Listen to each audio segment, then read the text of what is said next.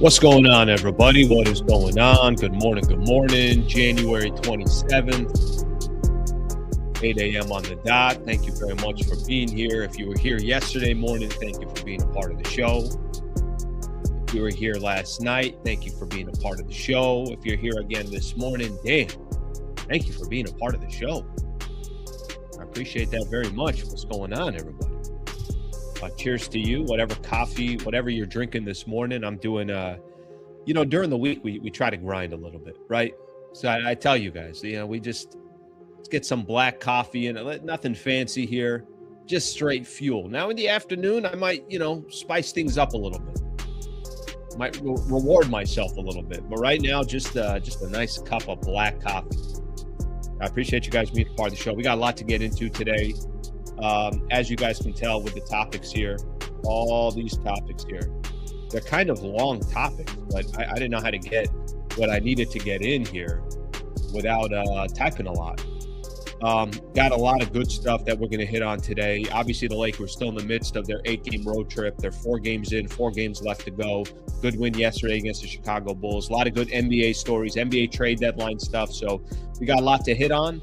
If you got some comments that you want to put in here, feel free to. And I will make sure to take a look at some of these comments as the show goes on. So thank you very much for being here. Let me give everyone a quick rundown.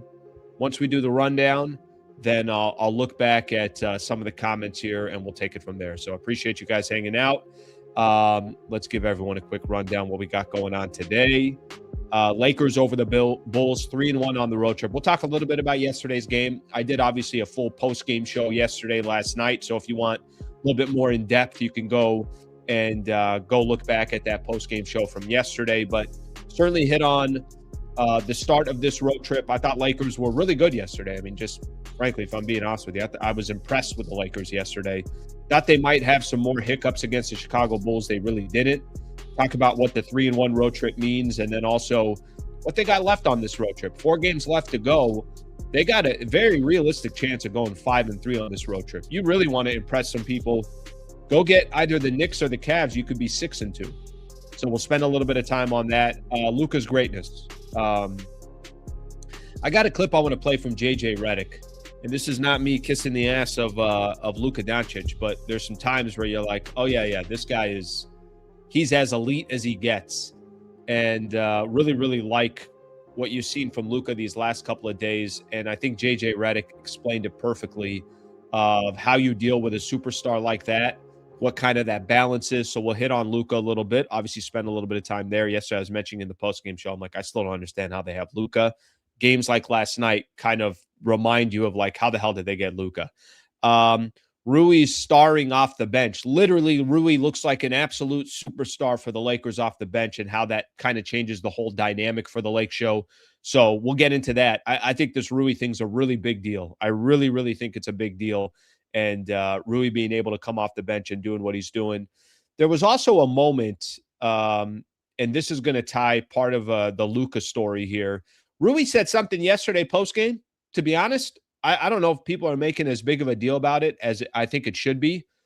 Redick called out the stars, and you kind of see these last couple of games, what the implications of that have been, and it's only been positive. So I'll play that clip from Rui. I was right when I finished my post-game show, I still had Spectrum on. Yeah, I usually have Spectrum on in the background, and Rui was just coming up. I think it was the last interview they were doing before they were ending their post-game show. And he had said something. I was like, yeah, we're going to go ahead and use that tomorrow. So we'll play that clip. And in my opinion, it's a very, very good sign for the Lakers that Redick's comfortable enough to call out the stars, and that the stars, they don't bitch and complain about it. They say, all right, is there some truth to what he's saying? And the answer was yes, there was some truth to what he was saying. Big men want to play with Luka. I'm going to play some sound from the Hoop Collective podcast that should get you excited as a Laker fan of how some of the bigs feel about Luka and the opportunity to be a Los Angeles Laker, because I think we all know Ayton's not going to be that long-term solution. I'm going to try to make a case not to give up on Ayton just yet. I don't know if I even believe in that case, but I'm going to listen. Sometimes you got to try to sell something that you're not 100% sure you believe in. I might be trying to sell a timeshare a little bit later today. And my timeshare is Deandre Ayton. And you could listen to my pitch, get your free cookies and your water, And then you either walk out basically saying, well, at least I got my cookies, my water, and a free hotel stay, or I get you to buy a timeshare. We're going to find out a little bit later. Okay.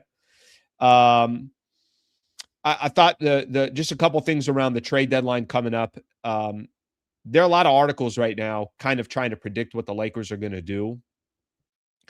And what I want to ask, one of the questions that I have in regards to what the Lakers may do, may not do, what would it signal to a Laker fan if they do not trade one of their only first rounder? What would it what would it signal if they don't trade one of those first rounders, their first rounder?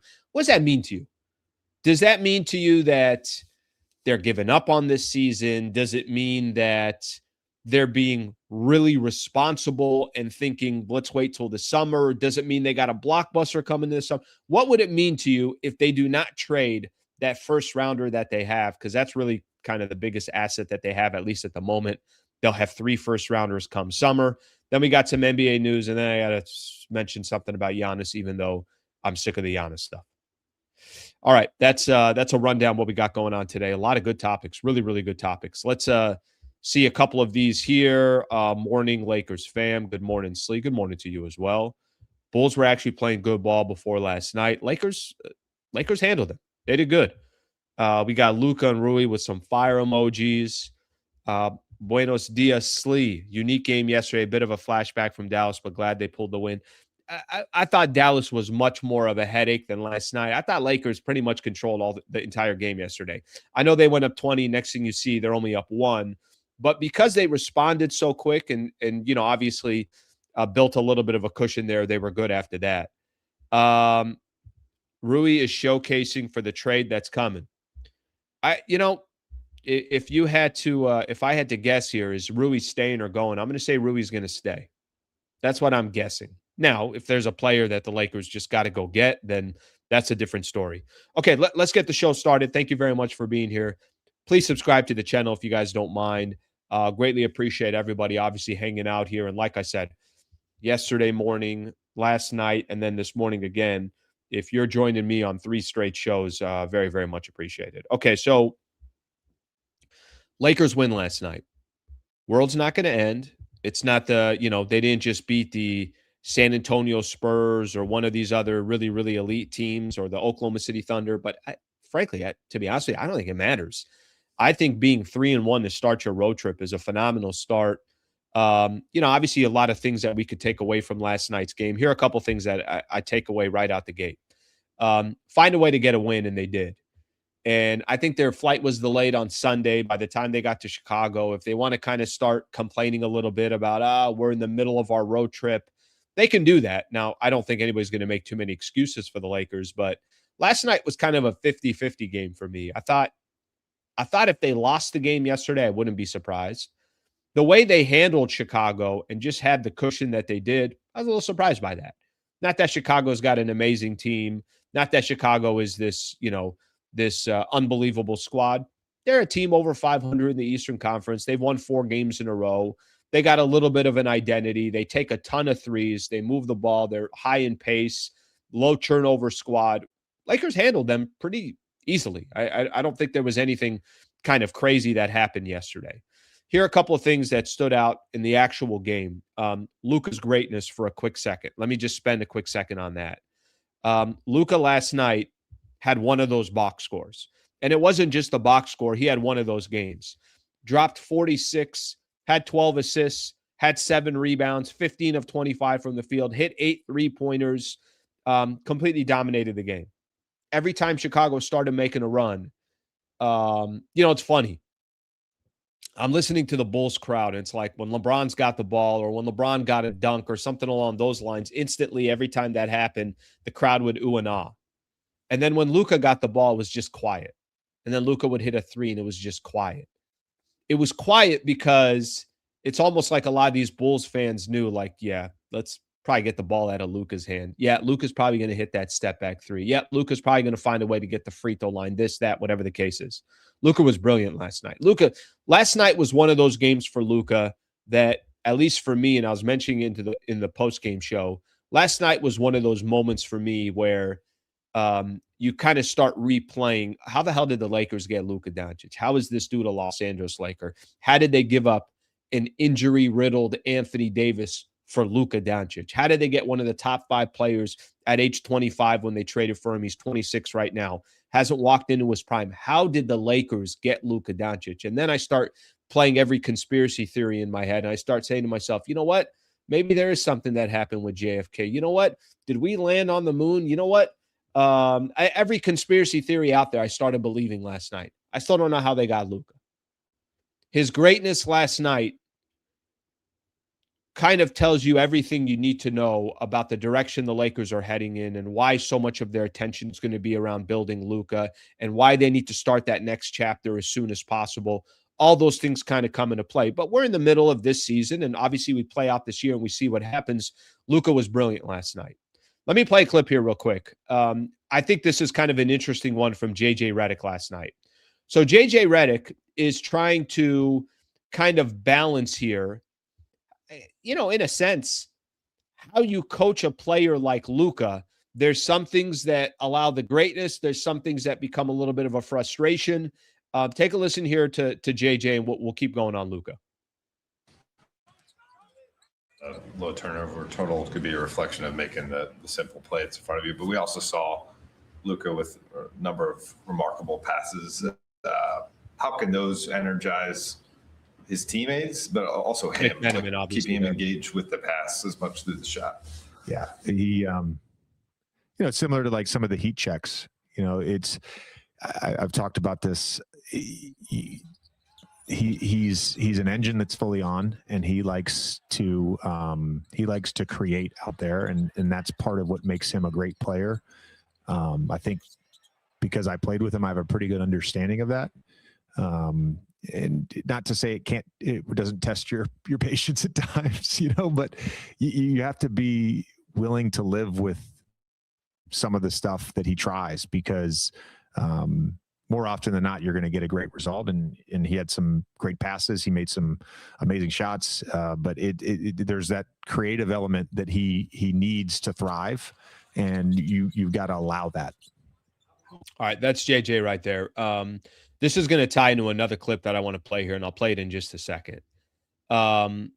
First off, I think there's certain greats. And listen, we've criticized Luka on this show, and I don't discourage anybody to criticize Luka or any of the stars. That comes with the territory. And when you set a bar for greatness, we don't set the bar. The player sets the bar. Luka's a great player. So because Luka's a great player, he starts setting an expectation that only a few players get this type of expectation, and you expect greatness every single night, whether it's realistic or it's not realistic. It's not realistic. But when Luka has a bad game, or he's not passing enough, or his shooting efficiency is off, or he has too many turnovers, I like to kind of take some pride, at least in myself and the channel, to point those things out. We're not going to, it's not all, even when a player performs bad or doesn't have a good night, especially great players like that, it's my job. And frankly, for a lot of the people that come on this channel and they put a lot of comments on here, I'm expecting people to be critical when it comes to the superstars. Why wouldn't you be, including the role players and the front office and JJ Redick? Nobody's got to pretend here that things are going good if they're not, or players are not, if they're not performing well, not to be able to say anything. I like when people say, hey, at least Al's being critical on him. Of course, that's my job. Luka last night was brilliant. He was amazing.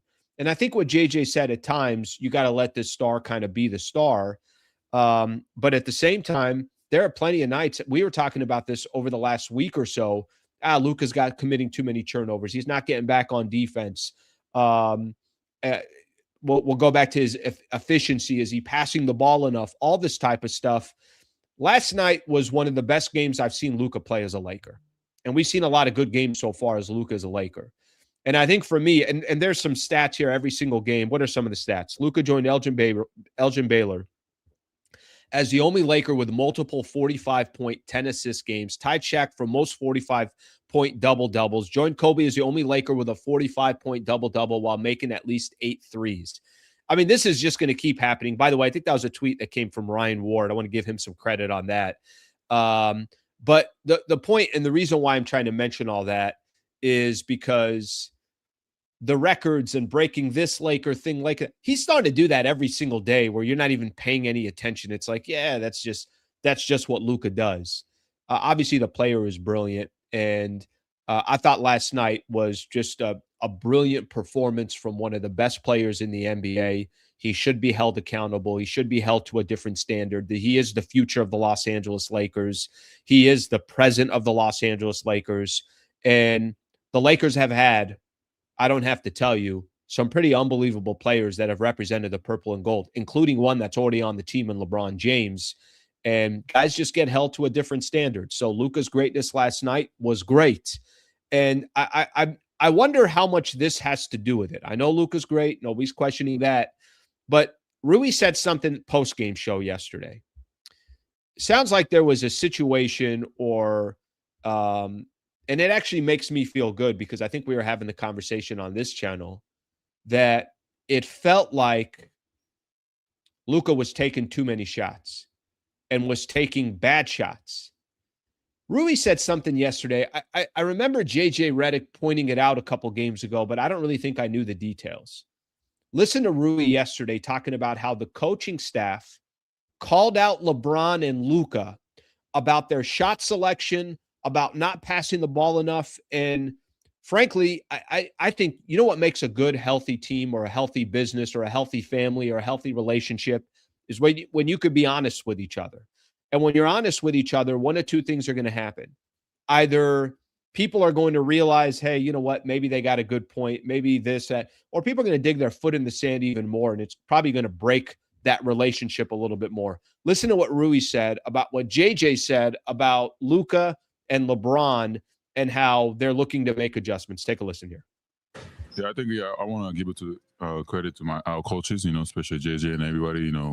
They talk to the, especially the main, LeBron, Luka, those guys. They always have the ball, and they told them that on the team meeting that they need to be more looking for the teammates, and that's what they've been doing. They took it in a good way, and that's what they've been doing, and we're winning. And everybody get touches and everybody share the ball. It's fun. So that's how the basketball should be. So I think we got to keep doing it, and yeah, we're gonna be fine.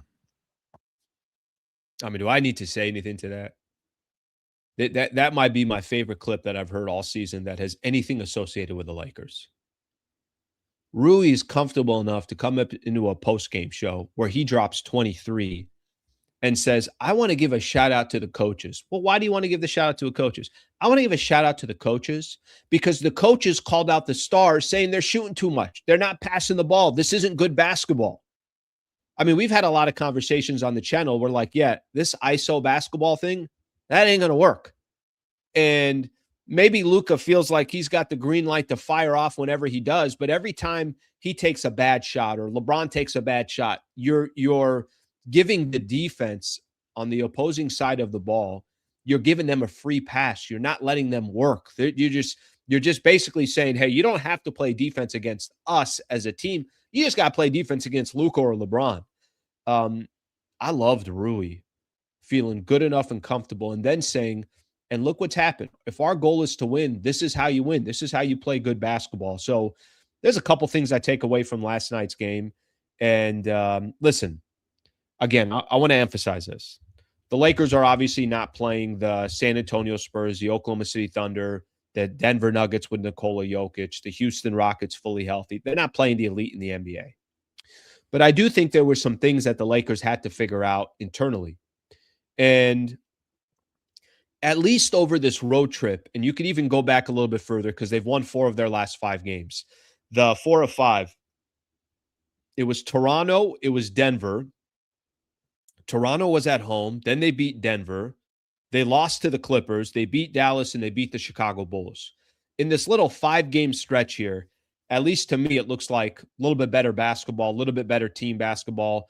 They show that they have the capability playing a little bit of defense, and just a really, really nice little stretch for the Lakers. But more importantly than winning, I love the calling out other players. I love that JJ Redick's comfortable enough to tell his teammates, like, yeah, they're basically, to tell his players that the stars are taking too many shots and how's the team going to react. I think the team has reacted well. So nice couple of angles there I took away from the game.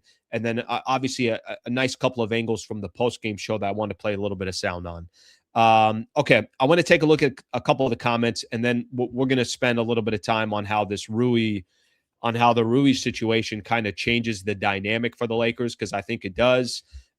Before we do so, you guys know we got some partners that are part of this channel. Shout out to Brad Wallace and the Wallace firm. Looking forward. I was texting with Brad yesterday, and basically he's saying that Jackson Hayes is the most underrated player in the Lakers. I'm not going to really deny that one.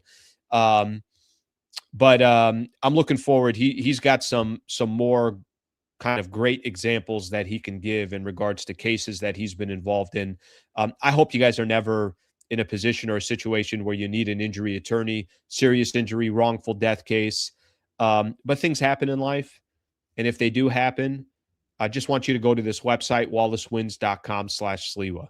We'll keep it simple. There's a free consultation that's on there, at least for me. And I think the messaging and what Brad Wallace has allowed me to do with this partnership, there's nothing to push here. If you guys need an injury attorney, he's the guy to go to. He can help anybody in the state of California. wallacewins.com/Sliwa if you go to that website. And again, like I mentioned, the best in the business, very loyal to the channel, and I'm very appreciative of the partnership. wallacewins.com/Sliwa. Okay, let's go take a look at a couple of the comments here. Let's see what people got to say. W for JJ calling them out. Couldn't agree more. Brother, that is such a great sign to a team and a head coach that's not saying, well, I can't say anything because these are my superstars. And I'll tell you another thing that's also a good sign. I don't really see Luka and LeBron bitching about it. They probably respect the fact that JJ's like, if we are going to win, that ball has to move. And like I said, I think from the beginning, that's just a great sign for the Lakers. And I agree that that's a W for of all the people that we mentioned, the W really is to JJ Redick for saying, F that. That's not good basketball. I'm going to point out that that's not good basketball. And then I'll find out what the Stars do.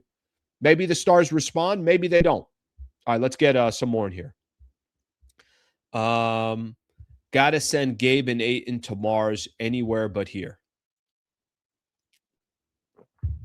What are we getting back in return is the question. What are we getting back? I know. Those two. I'm going to get into Ayton. Listen, I told you guys a little bit earlier. I'm selling the timeshare a little bit later. Ayton's my timeshare. I'm going to see if anybody's buying it. Okay, just relax on the Ayton thing. Give me a second. We're going to get to Ayton.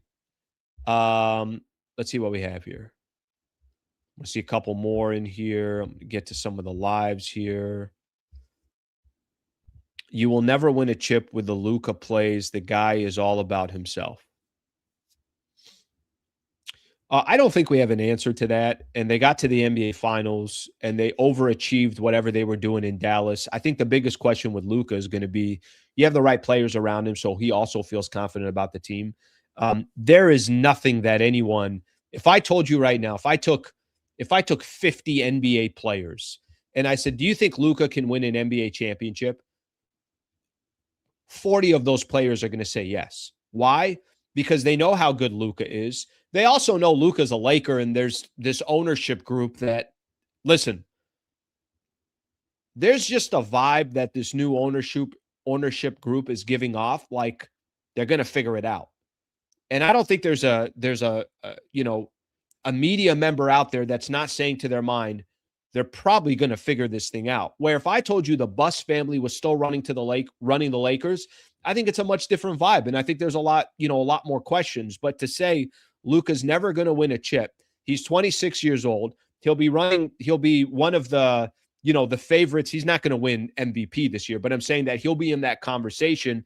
And to say he's not going to win a chip, that's, to me, says more, I don't know, maybe you just don't want him to win a championship than actually having something relevant to say in regards to that. Let's get a couple more in here.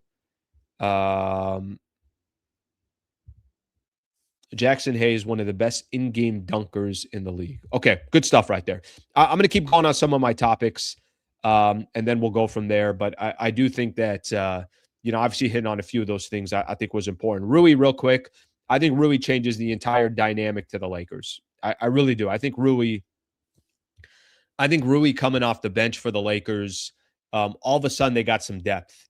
And the fact that Rui's open to that idea, looks a lot more comfortable coming off the bench, knows that he can be more of a potential primary target on offense because he's coming off the bench, doesn't mean he's not going to close out games. It doesn't mean Jake LaRavia, it's not a guarantee Jake LaRavia is going to finish games. But what both Rui and Jake have offered to the Lakers is they've offered some depth.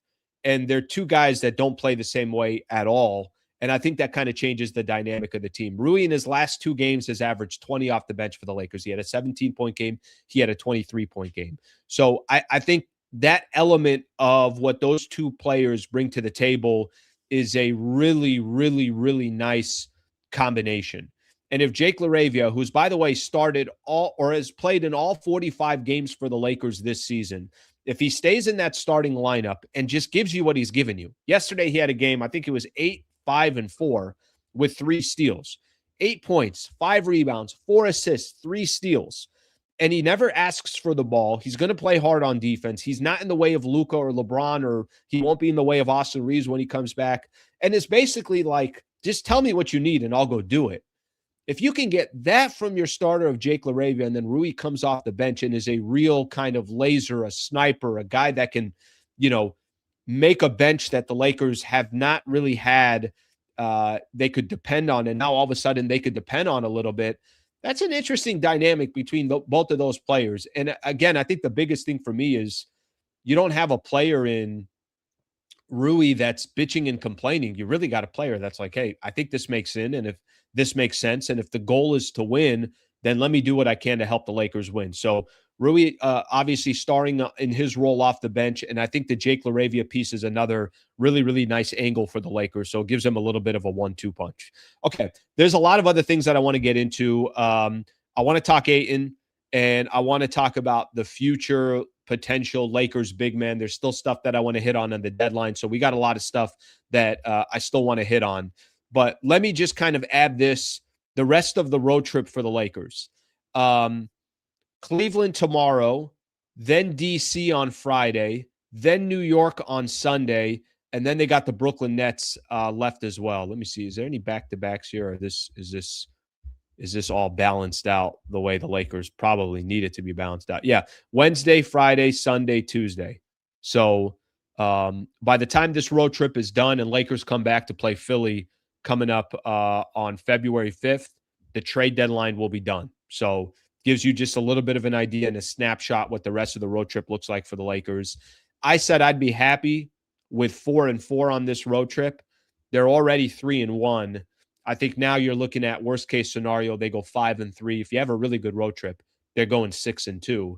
And that's because they beat either the Knicks or the Cavs, and then they took care of business against Washington and Brooklyn, who are 2 of the worst teams in the Eastern Conference. Literally, the Wizards.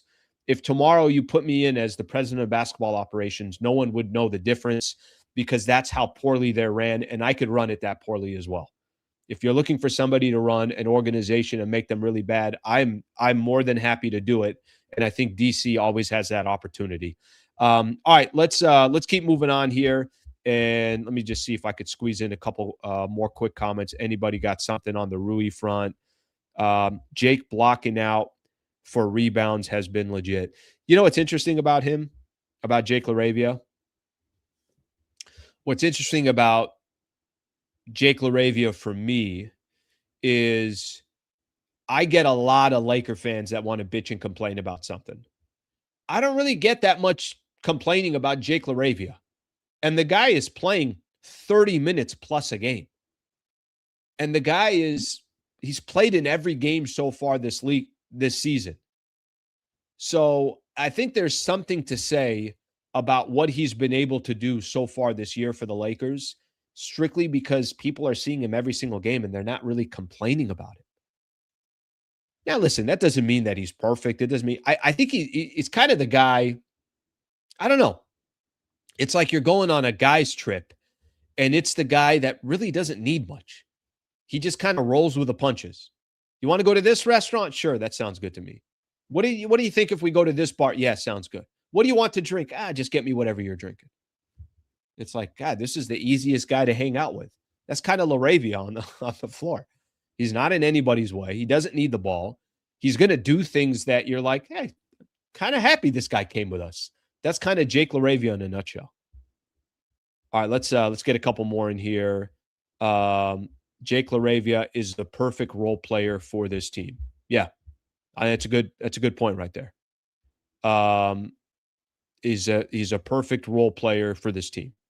Okay, let's keep moving on here. Let's see what we have here. Let me get rid of a couple of these comments here. Not get rid of, but let me hide that comment real quick. Okay, let's keep moving on. We still got a lot of other things that we're going to hit on here. Shout out to everyone that's hanging out. Thank you for being here. Please subscribe to the channel if you guys don't mind. We'll greatly appreciate that as well. All right, you guys want me to make my pitch for Deandre Ayton real quick? You guys want an Ayton pitch?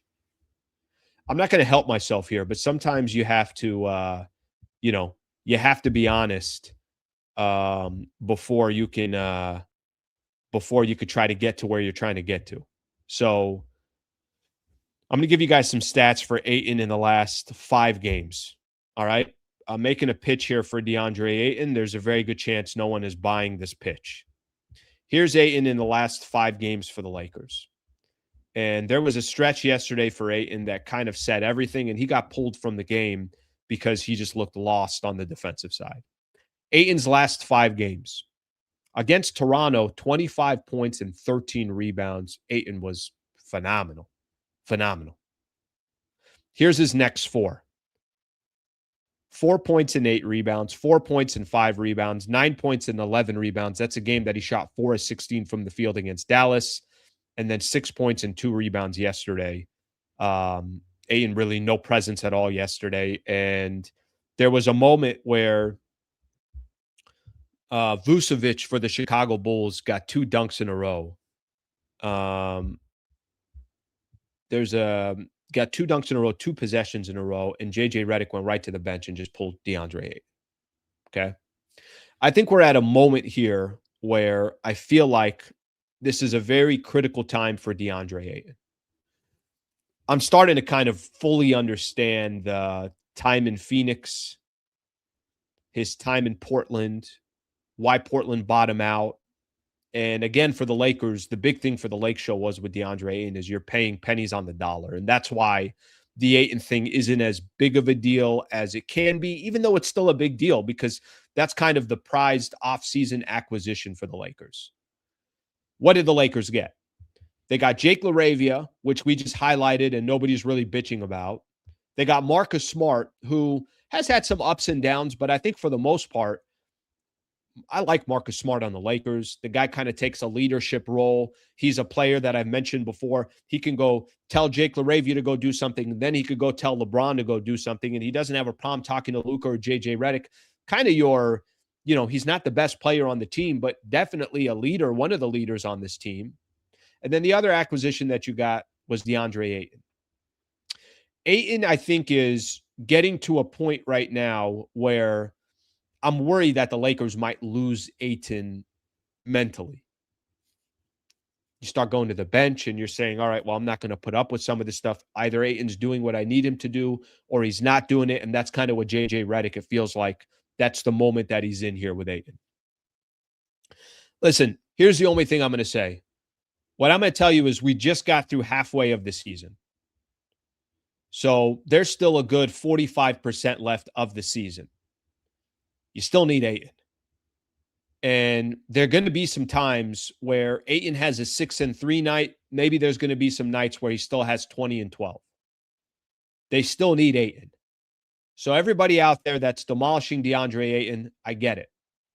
Everybody out there that's saying Ayton is definitely not the solution long-term, that's no question about that. He's definitely not the solution long-term. But I think the biggest point that I would make, if I'm the Los Angeles Lakers, I'm not giving up on Ayton yet. It's just, we're not in the middle of a playoff series where you're down 2-1 and you're saying, well, I don't have any, there's no more time. Every one of these quarters means everything to the rest of our season or we're going to be eliminated. They're not in the playoffs yet. They're not in the middle of a series. You don't have to bench Ayton right now because he's not giving you what you want. Jackson Hayes has given you good minutes. He's got good energy, comes off the bench, does everything he's supposed to do. But, guys, Jackson Hayes should not be playing 30 minutes a night also. You still need Ayton. It's going to be up to Deandre Ayton. There's nothing JJ Redick can do other than just try to keep breeding confidence in this guy. There's nothing Luka can do or LeBron other than keep trying to see him and give him some looks when he gets opportunities and keep his confidence up. But they're at a really interesting stage with Deandre Ayton. My confidence has never been lower on Deandre Ayton than it is today. And I think I'm starting to fully understand the DeAndre Ayton experience. I had Dan Wyke on, or I'm sorry, not Dan Wyke. I had Bill Oram on here right before Lakers were about to go to Portland and play the Blazers. And what did he say? He's not a winning player. Question his effort. This is somebody that covered the Blazers when he was there, which is why the Blazers were like, take X amount of dollars, just get the hell out of here. We don't want you next to some of our younger players. All right, the Lakers don't have a ton of young players. They're playing with adults here, and Ayton's obviously trying to play for a contract. But this is a critical stage for Ayton, and I think it's a critical stage for the Lakers in regards to their relationship with DeAndre Ayton. Let's see how the next 10 games go. Because if Ayton continues this trend where JJ Redick looks like his patience is getting thinner and thinner on DeAndre Ayton, then we might just lose DeAndre Ayton mentally, and then I don't know what he's going to be for the Lakers the rest of the season. I don't feel comfortable with just depending on Jackson Hayes. I still think they still need DeAndre Ayton, at least for the remainder of this regular season. They still need him. So let's see what happens. But I wanted to kind of plug that in there in regards to I'm not going to give up on Ayton completely yet. And I think the Lakers can't give up on him completely yet as well. I think you still got to try to keep this guy engaged. You still got to try to get him some touches and some looks. You still got to breed as much confidence as you possibly can. Guys, there's no plan B. That's why they need Ayton. This isn't a Gabe Vincent situation where it's like, I mean, if Dalton Connect's not working, you could just put him towards the end of the bench. It's not really going to kill you. If Austin Reeves comes back and all of a sudden Gabe Vincent's getting less playing time, that's not going to kill you. Ayton they need. Maybe you're going to see more smaller lineups like the Lakers did a little bit yesterday, went with no centers, towards the end of that game and had Jake LaRavia in and Rui Hachimura. Maybe that's kind of the style they're going to go with, but I still think they need Ayton, and I'm not ready to give up on Ayton yet, but I've never felt less confident about DeAndre Ayton than I feel about him right now. Okay, take a look at some of the comments. Let's see how our people are talking about Ayton here. Ayton has too much unrealized potential. That's why it's so frustrating for everyone. Sure, I get it. And by the way, this is Ayton at an absolute discount, pennies on the dollar. Imagine if the Lakers were paying him $30 million plus, how much more frustrated people would be. All right, let's get some more in here. 6 points, 2 rebounds for a big man. Yeah, Ayton is cooked. Might be right. We already saw Jackson. This is an argument people were trying to make yesterday is why don't you put Ayton coming off the bench? Maybe they'll try that. I mean, I think the concept is interesting, right? The concept is now all of a sudden you got more players that are coming off the bench that are real weapons. Lakers could get to a point here if they wanted to. Let me just make up some random stuff, and I don't think this is going to happen, but they could do this. If they decided, let's bring Ayton off the bench, let's start Jackson Hayes, you could potentially have off of your bench Vando, Rui Hachimura, DeAndre Ayton, and then depending on what happens here with Austin Reeves, if Austin Reeves comes back as a starter, then Marcus Smart would come in off the bench. Just using that as an example, right? If they kind of wanted to just slot in the same size and everything else. Their bench would be a lot deeper, I'll tell you that much. All right, let's get another one here. Really, any good center, Ayton will get outplayed. Okay? Laker fans want consistency from Ayton. We have no idea what to expect night to night. And I don't think that's going to change. So I think if you're expecting something different, I got bad news for you. I don't think that's going to change. Leslie, this is why Ayton has bounced around. I get it. And listen, there's a reason why he was bought out, and there's a reason why they just wanted to get rid of him. And And the Lakers, they needed Ayton. So it's not like if Lakers are rolling the dice, I think it was the right person to roll the dice on. What were their other options? Play Ayton and Hayes together. A little big and big action, okay. Ayton had like 17 shot attempts the other day. Yeah, he went 4 of 16 from the field. By the way, I was saying that I don't mind. I'll take an aggressive Ayton who misses 75% of his shots and grabs 11 rebounds than a non-aggressive Ayton that's 6 points and 2 rebounds. I'll take that all day long. Okay. Hopefully that gives us a little bit of an idea here in regards to the Ayton experience. And obviously that's still going on. And there's still a lot there's still a lot to kind of watch when it comes to Deandre Ayton. We'll see how things kind of unfold as the season progresses with Deandre Ayton. All right. I got a great clip that I want to play for everyone here. And this stays on the big man conversation, and it stays on the potential with a big man. Before I do so here real quick, I want to mention give a little love to another one of our partners here. I'm going out 2 days away. I'm going to be out at Harrah's Resort. I'm going to be doing my morning show on Friday from Harrah's Resort. So I'm going out there. It's going to be kind of a 2-day trip for me. Get a chance. I'm looking forward to it. Getting to meet a few more of the executives over at Harrah's. Excited about the partnership. I'm going to have the general manager join the show on Friday as well. Really, really looking forward to having her on and talk a little bit about our partnership and the property. If you're looking for a getaway between 1 and 2 hours, any part of Southern California is where Harrah's Resort is located. North San Diego, Palomar Mountains, a really beautiful drive in a really beautiful area. I'm going to be out there. I'm going to get a chance to go to Hell's Kitchen, which is Gordon Ramsay's restaurant. I think it's one of the best restaurants in all of Southern California. I have to take a couple of photos of some of the food out there. But the main thing that I'm trying to get across, if you're trying to get a staycation with buddy that it is, it's just such a smarter way to go about planning for a trip. It's a lot easier. You just get in your car and you drive down there. You don't got to worry about getting to an airport and the round trip tickets that you're going to pay. And then how much is it going to cost every night to keep your car there? Go to Harrah's Resort. I'm telling you guys, it's a beautiful resort and they got so much great stuff from an entertainment perspective. I'm going to Andrew Santino, which is a phenomenal comedian. I'm going to be there for the show on Friday. So I'm really looking forward to it. So just encouraging everybody here that if you get the opportunity and you're looking for a staycation, that's a great place to go to. HarrahSoCal.com. That's HarrahSoCal.com. All right, let's keep moving here. Let's keep moving here. I got some sound that I want to play for everybody. Let me do so in just a second here. Tim McMahon was doing their podcast. So Hoops Collective podcast. I listen to that podcast a lot. I think it's phenomenal. I think it's really, really good. I want to play some sound here because I think there's a lot of question marks right now about the Lakers. What do they do for the remainder of this season and that trade deadline coming up in now 8 or 9 days? And what do they do big picture? Fair question, right? I think we're all kind of trying to figure out what are the Lakers going to do? How do you balance big picture, small picture, everything else? We're just talking about Deandre Ayton's not the future of the Los Angeles Lakers. How aggressive are the Lakers at the trade deadline? How much are they waiting and saying, let's keep our 3 first-rounders? I want you guys to take a listen here. Tim McMahon was talking about the Lakers, their situation, and specifically how much interest there is of other big men to eventually be a Los Angeles Laker and play with Luka Doncic. I want you guys to take a listen to this clip.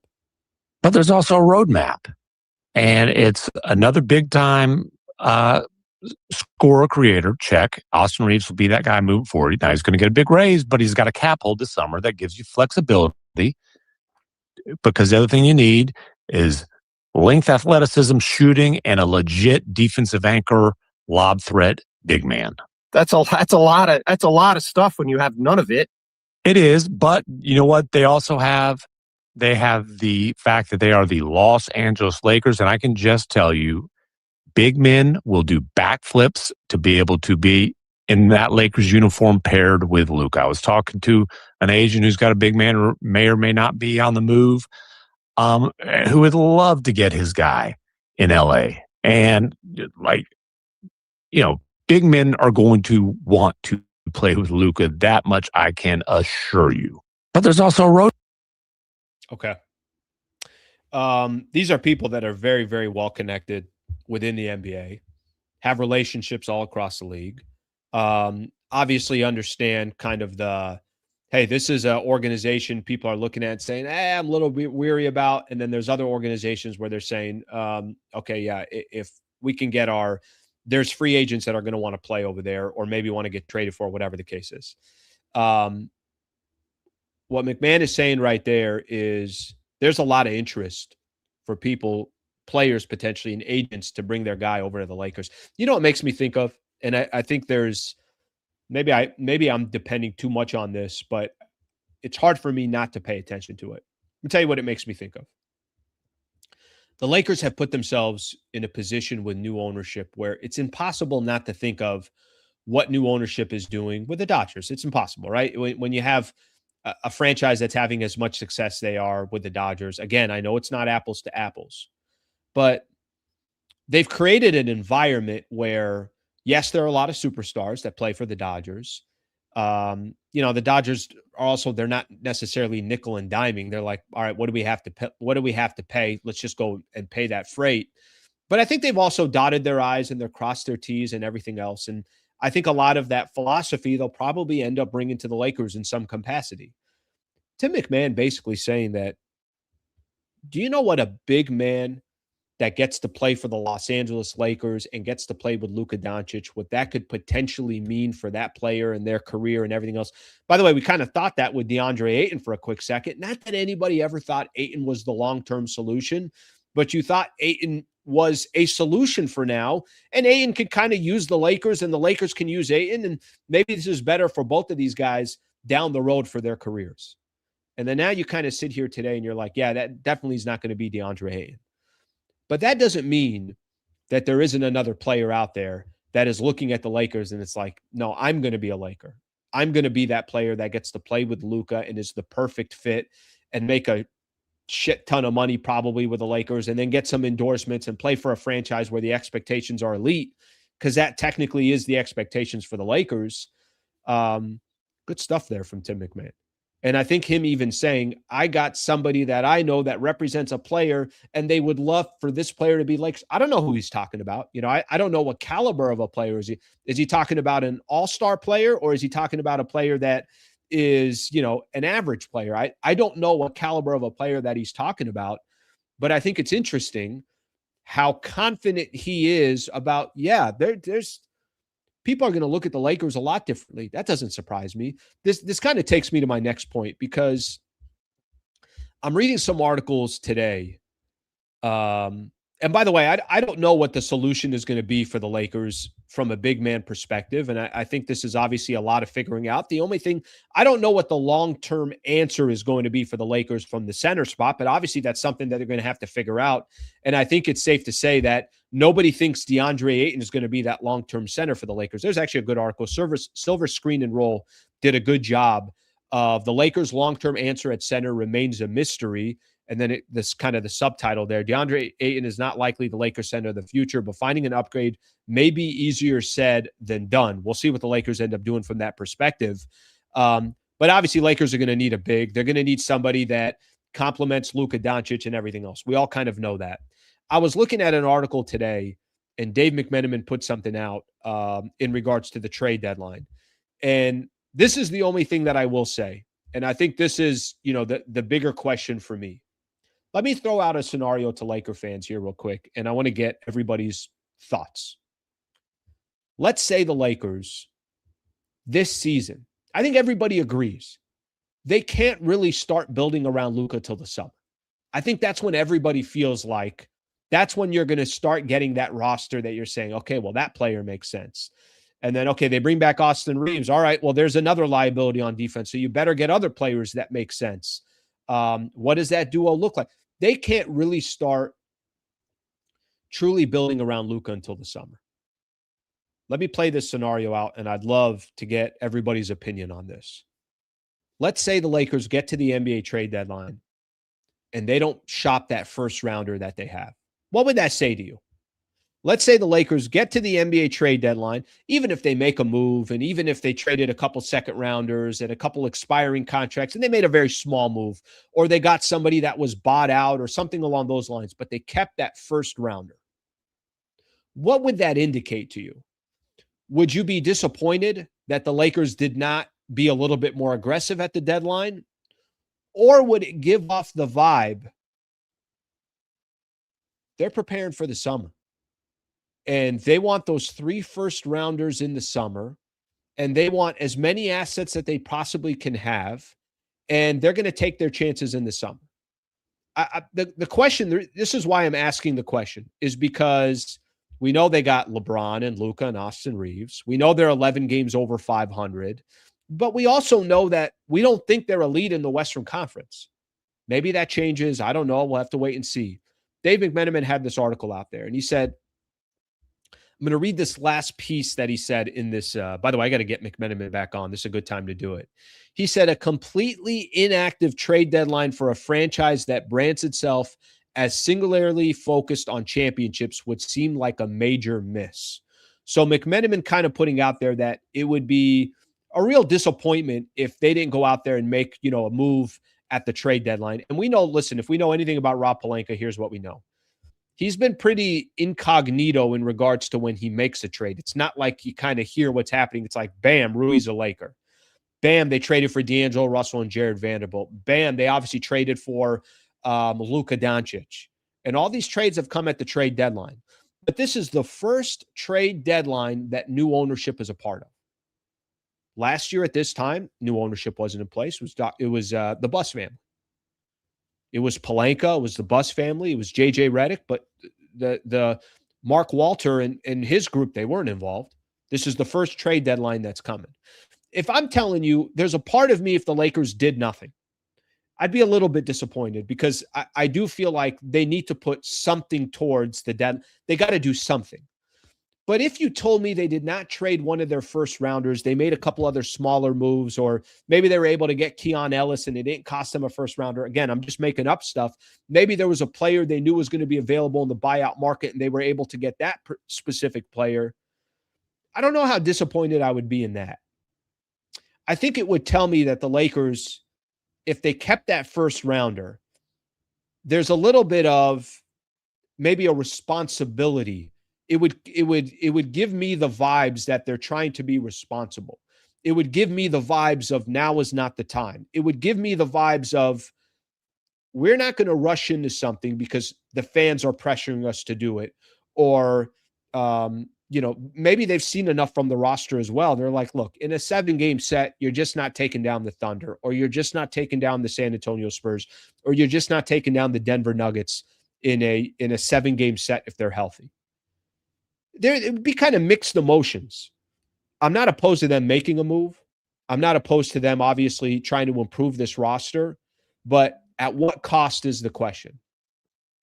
And if they did not trade that first rounder and they walked into the summer with 3 first rounders, it would indicate to me something's cooking. That's what it would tell me. That would, maybe they got some information that, we're not privy to. That's kind of the vibe that it would give me. And I think it's interesting, and I think it's a fair point from Dave McMenamin in this article to say that it would seem like a major miss if the Lakers didn't do something at the deadline. I think they will do something at the deadline. We've said this before. If they're going to use that first rounder, it better be for a player that you're going to have for the next 2, 3, 4 years that you feel like match with Luka first, but also, obviously complement Austin Reeves as the right player with J.J. Redick from a coaching perspective. But if they didn't make a move, it would tell me like they probably got something cooking. Something's going on. They're saving those assets for a reason. And we won't know until obviously we get to February 5th. But those were a few things that I took away from Tim McMahon saying that there are a lot of bigs and their representatives that would want to be on the Lakers and take advantage of that opportunity with Luka. And then this piece here from Dave McMenamin as well. All right, let's take a look at some of the comments. Let's see what we got here. What are people saying? All right. Slee, right now is not the time because the roster is not a championship roster. They are better off drafting young talent with their 3 first rounders. Yeah, I don't know if anybody is saying that Lakers are going to be using their picks to actually draft. Honestly, this is probably the first time. Now, listen, maybe there is a strategy that none of us thought of. I don't think the Lakers will do this. I think they're going to probably use more of those first round picks to try to go get talent rather than draft and develop. I just don't think they're going to do that with Luka. Let's not make a move just to make a move. It's a fair point right there. Ain't getting anything in the summer. Rob, do it now, but do it with what? You don't have all your assets right now to make a major move. I mean, even some of the other players that we were looking at a little bit earlier, if you guys remember, some of the Herb Jones, the Trey Murphy III, all these teams were asking for 2 or 3 first rounders. The Lakers weren't even in a position to go make a move. The only name that was out there that you thought maybe Lakers got a shot at realistically with the assets they have was Keon Ellis. Now, maybe that price comes down. Maybe a lot of these teams are, playing, they're bluffing in regards to not wanting to trade a player. Are they going to trade a player? So I think there's obviously a lot of angles from that perspective. Let me see another one here. Who's the dream big man that you want, Slee? Yeah, it's a good question. I would tell you, and I see some people on the chat here talking about Gafford from the Dallas Mavericks. Honestly, I don't think that's good enough. If I'm being completely honest, I think you need a more talented big man than that, because I think to be with Luka and to compete for an NBA championship, you don't just need a big man that's just a lob threat and a defensive presence. I also think you need a skilled big man. Somebody that could also, on a consistent basis, give you 20 and 10 a night. And it's like, yeah, that's what that player does. I'm trying to think, off the top of my head. I think the Jaren Jackson Jr. thing was a very interesting big man that was thrown out there when Rich Paul threw that out. He's also a guy that can space the floor and everything else. You probably still need a little bit more size, even if you have Jaren Jackson. I think the Giannis piece of everything, I think Giannis is always an interesting piece, but the Giannis one, I don't know. The Giannis one, I feel like that's something that's going to happen. I'm not sure if it's going to happen. So I'll point out something. We got one more clip to play during NBA U's that talked about Giannis. We'll get into that in a little bit. Ayton isn't the answer. Staying pat isn't the answer. Rob needs to make 2 moves, a wing and a Claxton, pick up KCP on a buyout or get Wiggins. Thank you for the 5-spot, brother. I appreciate it. First off, if you're getting on a buyout KCP or Andrew Wiggins, shame on the rest of the NBA for not trading for one of those players. So I don't think either of those players are going to be available in a buyout. KCP's got value. Wiggins definitely has value. So I don't think that's going to happen. Make 2 moves. At what cost? You got 1 draft pick. So how are you going to make 2 moves with that 1 draft pick? That's the question. I mean, the question is not should the Lakers make a move. The question is, how do you make a move with the assets that you have? I can walk into a Nordstrom, a Neiman Marcus, and say, I'm walking out of here with a pair of nice shoes and a suit. If I have $100, I'm not walking out of there with anything. So I mean, I'm lucky to go get a belt.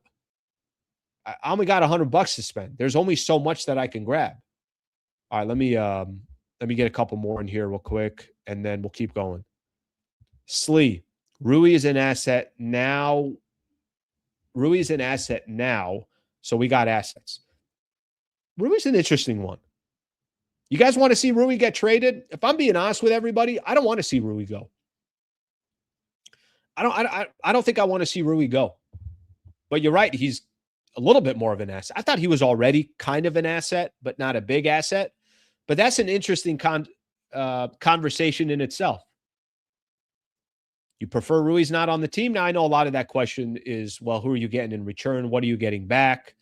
I've kind of fallen into they need more talent, and getting rid of some of their talent, I don't think is going to be an answer in regards to that. So we'll find out what happens in regards to Rui. Okay, good stuff here. Really, really think there's a lot of just great chatter, great conversation, and great topics on today's show. So great stuff, and a lot of good comments as well. A lot of really good comments in the process as well. Did I miss some super? I got to go back and see if I missed any supers here. Okay, got that one. Shout out to the super there. Did I miss any? Listen, people are going to throw money at me. I mean, don't forget here. Don't forget the good games from Ayton, Austin Reeves back. Listen, it's not that Ayton doesn't have some good games as a Los Angeles Laker. The problem with Deandre Ayton is that's 4 straight games where I could sit here and tell you that's not good basketball. It's just not good basketball. I think that part is, obviously safe to say. DeSumo's a Derek White of free agents. Get him and Jalen Smith for Gabe and DK plus the first. Thank you, brother. I appreciate the super. He's a nice player. DeSumo's a very, very nice player. Fearless, too. A really, really nice player. Again, I mean, let's just all kind of make sure here we understand. To get something, you got to give something. And that's why the question sits there with the Lakers with this one draft asset.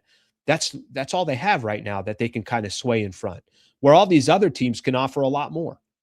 So, and there's enough, the West is open enough and competitive enough, as is the Eastern Conference, where teams are just going to have more assets than the Lakers. Let's get this one in from Seiko. Add depth without draft capital. First round pick for Rui. I think you're saying a first round pick and Rui. Maybe that's what you're saying in regards to that. Seiko, I appreciate the super, brother. I appreciate it. Okay. Good show. Great stuff here so far. All right. If they don't trade a first rounder, okay, I did that. Hit all the other topics. Okay, good stuff. All right, we got some good stuff right there. There is another clip that I want to play here real quick. I want to do a little bit of NBA news. So we're going to spend a little time doing that here real quick. I want to hit on a couple different topics around the NBA. We're going to call it a day after that. No show, obviously, tonight. But Sammy is going to have a Lakers and a Cleveland Cavaliers preview, so keep that one in mind. I got a guest coming on tomorrow that covers the Cleveland Cavaliers. Bob Schmidt, host of the Fear the Fro podcast. Also does a lot of work with Fox Sports and everything else, part of iHeart and everything else. So he's going to come on tomorrow, and he's going to help us preview the Cleveland Cavaliers and the Los Angeles Lakers. Will be great because I got a lot of questions for him in regards to the Cavs, LeBron. Would LeBron go back there? All that other stuff. So we're going to be able to hit on. A couple NBA stories that I want to hit on here real quick. I want to play some sound. Marc Spears was talking about Giannis Antetokounmpo. All right. This always comes up. I'm sick of the whole Giannis Antetokounmpo conversation, but it continues to come up. Take a listen here. Here is Marc Spears talking about what he thinks that he's played his final game as a Milwaukee Buck. He's talking about Giannis. Take a listen. Should they shut him down for the season, guys? I think he played his last game. Bucks uniform. Do you? Yeah. Whether it's what makes you say that? I mean, because there's so much benefit for him not playing. One, you could make a trade for him now with Atlanta and get that piece, a generational piece of maybe the number 1 pick and the number 2 pick. You play them and they win, it just pushes back their potential pick further. So to me, it benefits them to sit him and see what's out there. See what happens. Ain't nothing better than for a team like that to rebuild with other teams that are going to offer something. You might be able to add to the team. The only thing they could see is on the lottery day what these top 2 picks could be, but I'm doing Atlanta. Should they shut him down for this? That is Marc Spears right there that's saying that he thinks Giannis Antetokounmpo has played his last game with the Milwaukee Bucks. Let me say this here real quick. Got one quick thing that I want to say here in regards to the Milwaukee Bucks. They already screwed up. Bucks already screwed up. Should have traded him last summer. Last summer is when they had the most value for Giannis Antetokounmpo. Last summer is when you would have had teams. It didn't matter whether Giannis was going to sign a long-term contract with them or not. You were going to get 2 years if you were trading for Giannis. And I think you genuinely would have had in the sweepstakes the Oklahoma City Thunder, the San Antonio Spurs, the New York Knicks, you name the franchise, the Atlanta Hawks, you name the franchise that was out there. The Dallas Mavericks maybe would have gotten to the sweepstakes. Even if Giannis wasn't going to go play for a team, long-term and sign a long-term contract. Teams would have took chances. The Toronto Raptors, teams would have took chances because they knew they had 2 guaranteed years of Giannis Antetokounmpo. Now you're at the trade deadline. Now he's dealing with these injuries. Now you don't know if you want to get rid of him or not. You already went and stretched Dame's contract out like I don't know what they were thinking when they did that. Signed Miles Turner really for no point. I don't know what the Milwaukee Bucks are doing. They already screwed up. Whatever they can get now, they should try to get. The longer they wait, I do think that the less obviously they'll be there because there's just less teams to negotiate with. Because at this point, Giannis can say, you could trade me to the Atlanta Hawks. If I don't want to play for Atlanta, I'm going to sign with a different team. The moment that my contract ends there, it's going to hold Atlanta back. It's going to hold other teams back. They had more opportunities. I think they waited too long. Whatever happens with Giannis, I know this has been a story now for the past 8-9 months. To be honest, it's kind of I'm kind of over the whole Giannis stuff. But whether he played the last game as a Buck or not, I think the Milwaukee Bucks will never get the true value they should have got when they traded him in the summer. A couple other NBA stories here that I'm going to hit on real quick. Luka named named NBA Player of the Week, averaged a triple-double for last week, 34 a game, 10.7 rebounds, 9.7 assists. Pretty impressive stuff, obviously, from Luka Doncic. He continues to kill it. Devin Booker out at least a week with an ankle sprain, something to keep in mind there. Last thing I'm going to mention from the NBA, and I'm going to read a couple last comments, and then we're going to call it a day. Shams put this out yesterday. The rising stars, the rosters, NBA sophomores, NBA rookies, and then the NBA G League as well. The structure of the All-Star game obviously changing a little bit. So we all know that the NBA, listen, continuing to try to fix the All-Star game. I don't think it's that big of a deal. Everybody else thinks the All-Star game is a complete joke. I think it's an exhibition game, and I don't care that much to begin with. So it's not the end of the world to me. Okay, let's read a last couple of comments here. And then we are going to call it a day. And again, thank you everybody for coming on here. Chris, appreciate you, brother. Thank you for the super. I appreciate that very much. Slee, I am worried that we'll give up all our assets for Giannis and he'll end up turning into an injury-prone AD. It's a fair argument. If I'm being honest with you, I get it. I understand what you're talking about. The biggest question, by the way, this is the best point of that whole rant that I gave on the Milwaukee Bucks. This was the best point. You already cashed in a chip. Giannis will always be a legend in Milwaukee. Your front office can never get, I don't care if a Bucks fan complains. You already got an NBA championship. You already accomplished, and you didn't get an NBA championship with the Celtics or the Lakers or the Warriors or one of these other franchises where they're known for getting championships. You got a chip in Milwaukee. Mission accomplished. LeBron has 4 chips. The chip that means the most is the one in Cleveland because they never get it. You get one in Miami, it's like, all right, that's the Heat. Get one in LA, it's like, it's the Lakers. Not all chips are created equal. So this is a great point right there. Media trying to manifest a Giannis trade. Might be right about that. But that's only because of how Giannis has talked about the Milwaukee Bucks, how he wants to compete for an NBA championship. And doesn't it just seem clear that it ain't going to happen in Milwaukee? Like, it's just a matter of time until he's going to get traded. And I could have told you that last summer, which is why, that franchise getting so desperate just doesn't make sense. Doesn't make sense. All right. I think we got it. I think we're done for the day, guys. We did a good job here. Got to give everyone some credit today. Solid show from everybody today. Everybody did their work. It's like everybody came in, they were ready to go today. Great stuff today. Appreciate the chatter. Appreciate the conversation. Appreciate the topics that helped out with the comments. Thank you to our partners, Harrah Resort SoCal and Brad Wallace and the Wallace firm. Shout out to everybody today. Thank you very much for being a part of the show. Again, back on tomorrow morning at 8 a.m. Preview video tonight for the Lakers and the Cavs coming from Sammy Long. Hope you guys enjoy the rest of your Tuesday, and I will see you guys tomorrow morning. Thank you, everybody.